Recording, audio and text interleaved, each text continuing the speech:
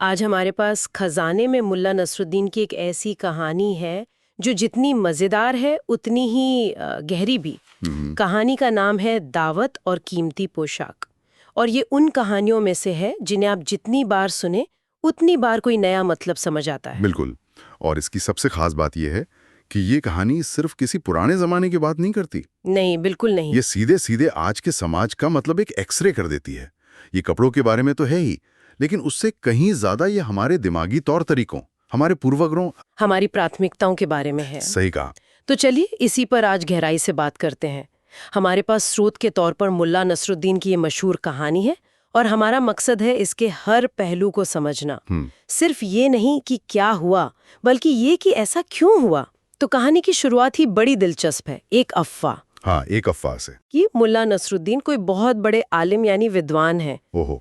और बस इसी अफवाह के दम पर उन्हें पास के एक शहर की एक बड़ी दावत में खास मेहमान बनाकर बुलाया गया। यहीं पर देखिए, पहला व्यंग्य है, उनकी इज्जत की नींव ही एक अफवाह पर रखी गई है। सही बात है। जो दिखाता है कि शोहरत कितनी खोखली हो सकती है। खैर, नसरुद्दीन तो खाने पीने के शौकीन थे, तो वो दावत में पहुंच गए। हाँ, लेकिन पहुंचे कैसे, ये सबसे मजेदार बात है। अपने रोज के मैले कुचैले धूल भरे कपड़ों में, बिल्कुल वैसे ही जैसे दिन भर घूम फिर रहे थे वैसे ही चले गए। और दावतगाह के दरवाजे पर पहुंचते ही दो दरबानों ने उन्हें रोक लिया। नसरुद्दीन ने बड़े आराम से कहा, मैं नसरुद्दीन हूँ, खास मेहमान। मुझे हमेशा ये सीन बड़ा कमाल का लगता है। हाँ। दरबान ने उनकी तरफ देखा, हंसा और बोला, हाँ वो तो दिख ही रहा है, और मैं खलीफा हूँ। क्या जवाब है। और फिर उन्हें धक्के मारकर भगा दिया। मुझे जो बात हैरान करती है वो ये है कि ये फैसला कितनी तेजी से लिया गया। तुरंत, कोई सवाल जवाब नहीं, कोई जांच पड़ताल नहीं, बस कपड़े देखे और फैसला सुना दिया। आपने बहुत सही नस पकड़ी है। ये सिर्फ उन दरबानों की गलती नहीं है, ये हमारे दिमाग के काम करने का एक तरीका है। अच्छा। मनोविज्ञान में से हैलो इफेक्ट कहते हैं। ये एक तरह का मेंटल शॉर्टकट है।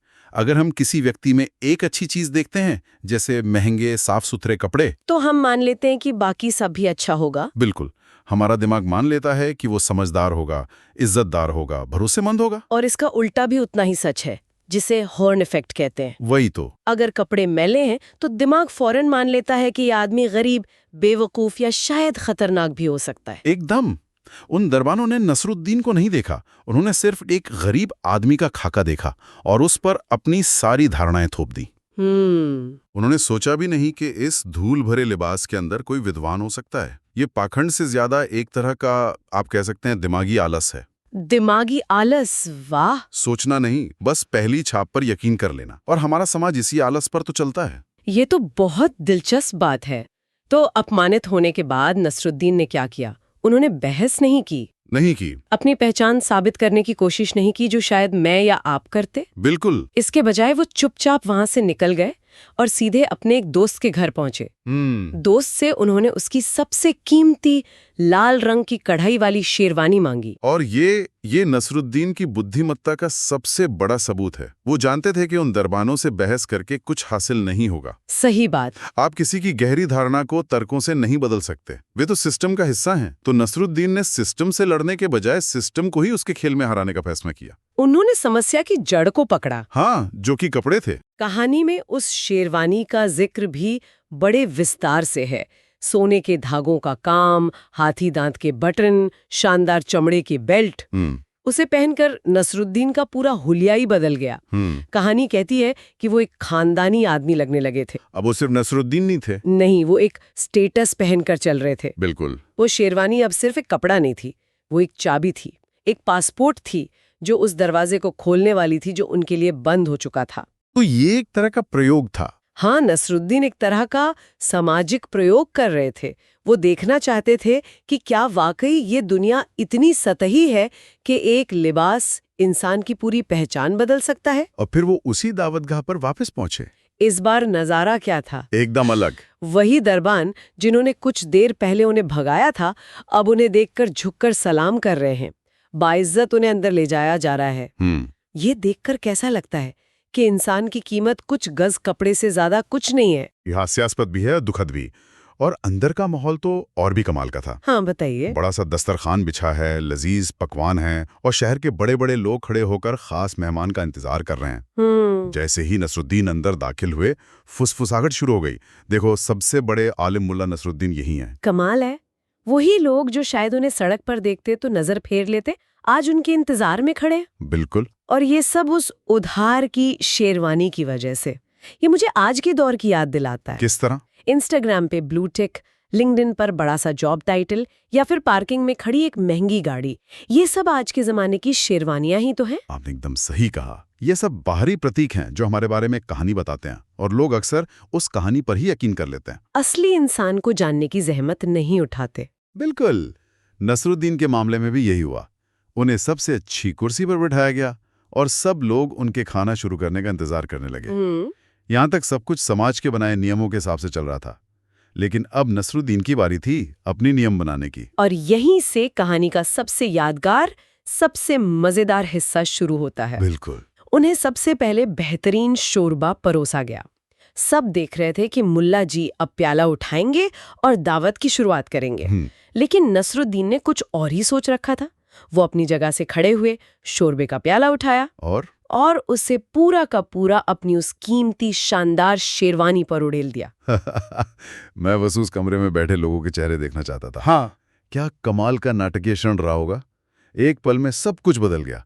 जो आदमी सबसे बड़ा विद्वान था, वो अचानक सबको पागल लगने लगा। कहानी में लिखा है कि सब सन्न रह गए। किसी का मुंह खुला रह गया तो किसी की सांस अटक गई। जाहिर है। जब थोड़ा होश आया तो लोग पूछने लगे, हजरत ये क्या किया आपने? आपकी तबीयत तो ठीक है? उन्हें लगा कि दिमाग चल गया है। हाँ, उन्हें सच में लगा कि इतने बड़े आलिम का दिमागी संतुलन बिगड़ गया है। भला कोई अपनी इतनी महंगी पोशाक के साथ ऐसा कैसे कर सकता है?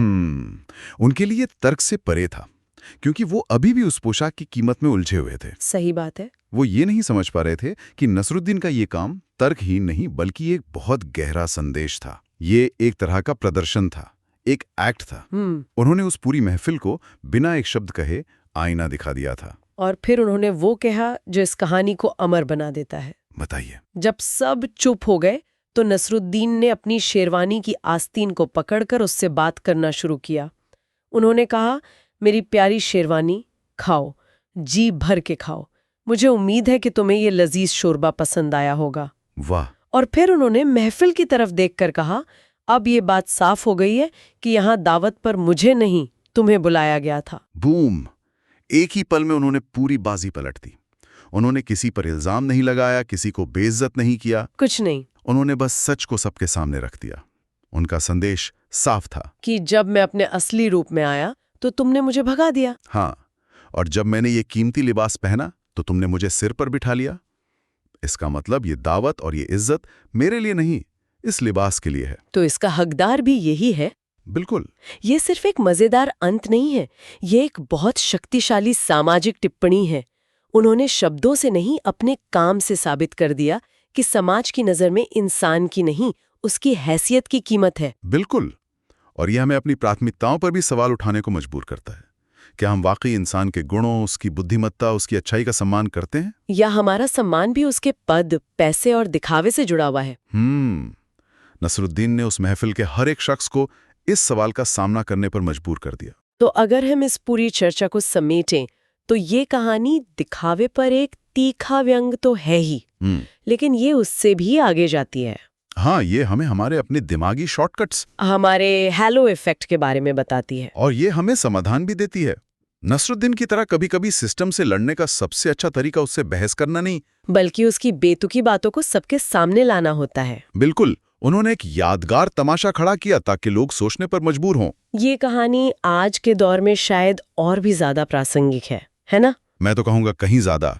जहाँ हमारी पूरी पहचान, हमारी ऑनलाइन प्रोफाइल, हमारे पहने हुए ब्रांड्स और हमारी गाड़ियों से तय होती है। हम सब कहीं ना कहीं किसी न किसी शेरवानी के पीछे छिपे हैं या किसी और की शेरवानी को देखकर उसकी कीमत आंक रहे हैं। सही बात है। और इसका एक और पहलू भी है। ये कहानी सिर्फ दूसरों को आंकने के बारे में नहीं है। अच्छा। ये उस दबाव के बारे में भी है जो हम खुद पर महसूस करते हैं। हमें लगता है कि समाज में स्वीकार किए जाने के लिए हमें भी एक कीमती शेरवानी पहननी पड़ेगी, चाहे वो असल में हो या दिखावे की। हाँ, हम अपनी असलियत को छुपाकर एक ऐसी छवि पेश करने की कोशिश करते हैं जो शायद हमारी है ही नहीं। बहुत गहरा पॉइंट हो। तो इस चर्चा के आखिर में हम अपने सुनने वालों के लिए एक सवाल छोड़ना चाहेंगे। जरूर। ये सवाल सिर्फ दूसरों के लिए नहीं, बल्कि खुद हमारे लिए है। अगली बार जब हम किसी से मिले या किसी की प्रोफाइल देखें, तो क्या हम एक पल रुक कर सोच सकते हैं कि हम उस व्यक्ति को सम्मान दे रहे हैं या उस शेरवानी को जो उसने पहन रखी है? और उससे भी जरूरी सवाल, आज मैंने दुनिया को अपनी कौन सी शेरवानी दिखाई है?